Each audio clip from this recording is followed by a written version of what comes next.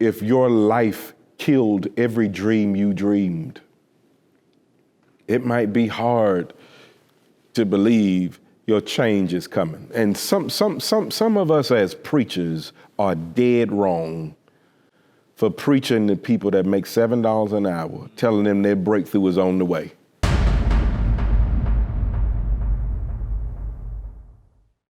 If you went to the beach and you saw a dead fish in the sand, you probably said, oh, poor fish, what happened to it? Did he drop out of fish school? Maybe his mama left him or his daddy left him. Oh, poor little fish, right? But if you went back the next day and you saw 1,000 fish on the beach, if you're smart, you're not gonna say, what's wrong with the fish? What you're gonna say is, what's wrong with the water, right? There's gotta be a problem with the water if these many fish have come up dead.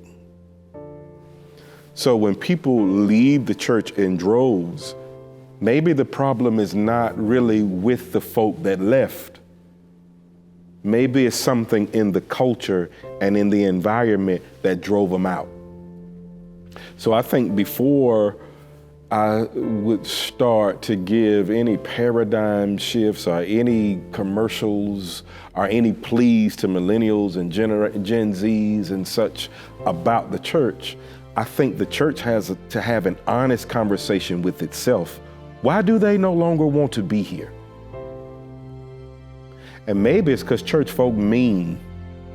We weaponize the scriptures because we have issues with gender and sexuality in the church. So we weaponize it and we create a marginalized community even within the walls of our congregation, right?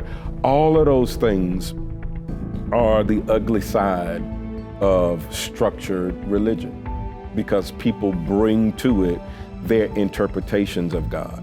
And so they want to make God small enough to fit in the box of their understanding. And so if it doesn't fit in the box of their understanding, then it's antichrist, it's against God, you know.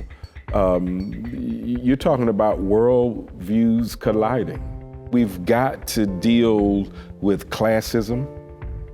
I think we've got to deal with global and social issues more. And I think we've got to, again, re-examine what does loving one's neighbor as themselves, what does it mean in this context? The church has always been a cornerstone of particularly Black communities. It's always been the nurturing environment for many Black families, right?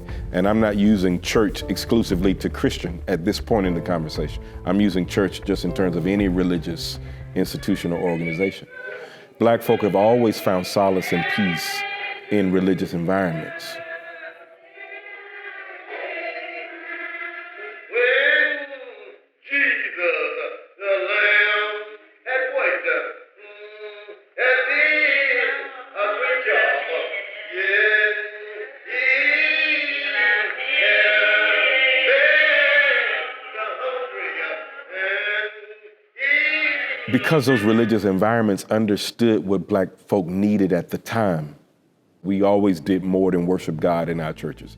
We had schools, a lot of HBCUs came up in the basement of churches, secret societies, Masons and fraternities, all these, you know, they met in churches, businesses. Church was a place where you had community meetings and information was shared in addition to the worship and praise of God. So the church has always been a number of different things throughout the generations. So, I mean, there's a lot of positive, but there are also some dark places that I think we need to reckon with in the church's history. For one, slavery happened under the watch of Christians, right? When Black folk arrived in Jamestown colonial government in 1619 and purchased, you know, that whole Dutch transaction, those were Christians who paid for those slaves, right? It's interesting that white missionaries went into the continent of Africa with the Bible, but they left with the gold, right? So we cannot deny that scriptures were weaponized right? You find a verse here, you find a verse there, you make it say what you want it to say so that you can do what it is you want to do in contemporary settings. Patriarchal systems that don't support women are white supremacy preached in black churches from people who have black faces. Europeans didn't just colonize territories or continents, they colonized information too. At what point in history did Jesus become white with blonde hair and blue eyes? How did that happen, right? Or better yet, how did God become a man? when we know there are religions older than Christianity who thought of God to be female. So how do we get, and a black female? The black church in America started as an invisible institution. White folk didn't even know it existed.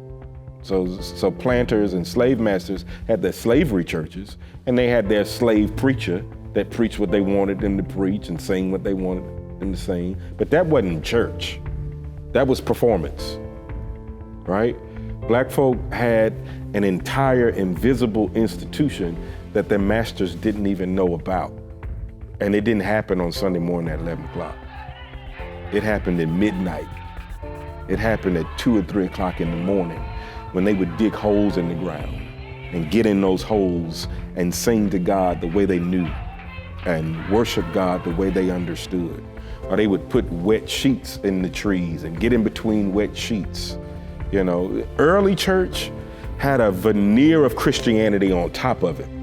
It had all these indigenous African beliefs, right?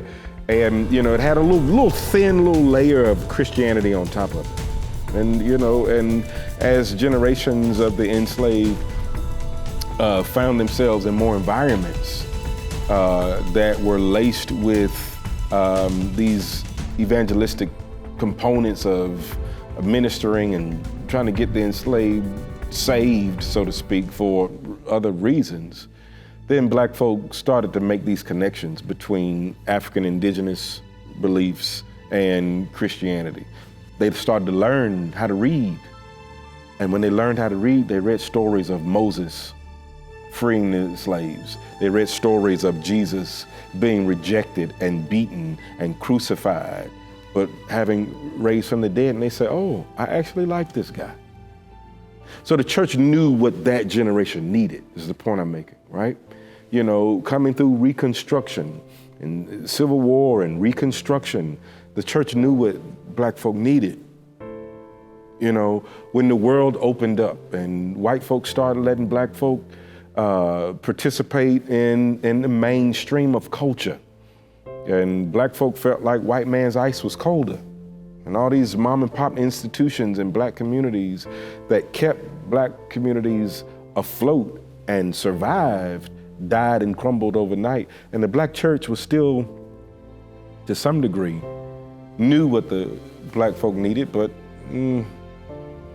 maybe. You know, are we starting to lose our way, right? I'm not convinced that the black church today knows what the next generation of black folk needs. And partly because we haven't asked.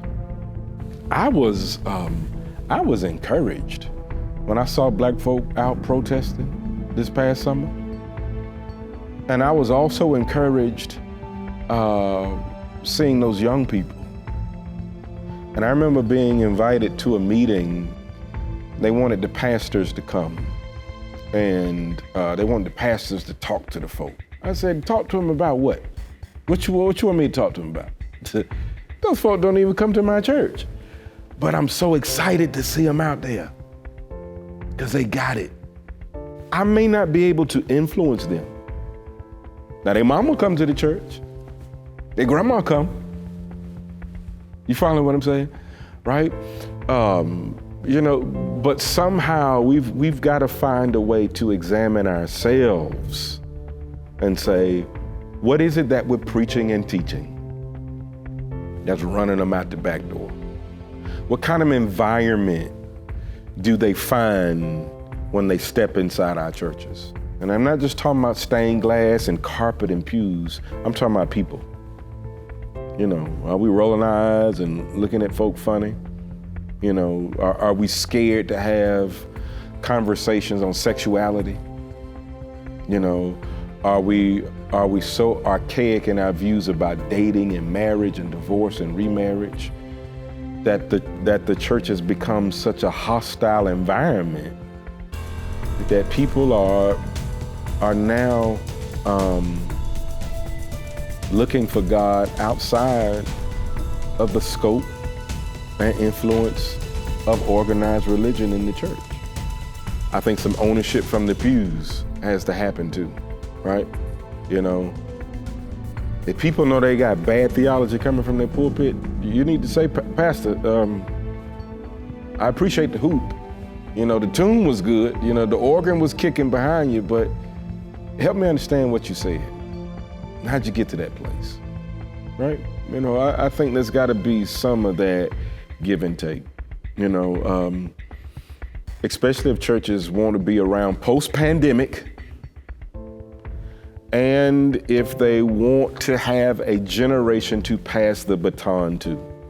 And I think the church of yesterday has got to be comfortable if the church of tomorrow looks different. I started with this embedded theology, this Christianity by default. This is mama's God. And your mama's God was your mother's mother's God, right? But what I have found out is my journey with that God is very different. Like, I've come too far. I'm not interested in another God, right? I'm not interested. I mean, Jehovah is it. I'm not interested in another God. I'm Christian, you know. I'm satisfied with Jesus. So I'm not interested in being so enlightened that I lay him down.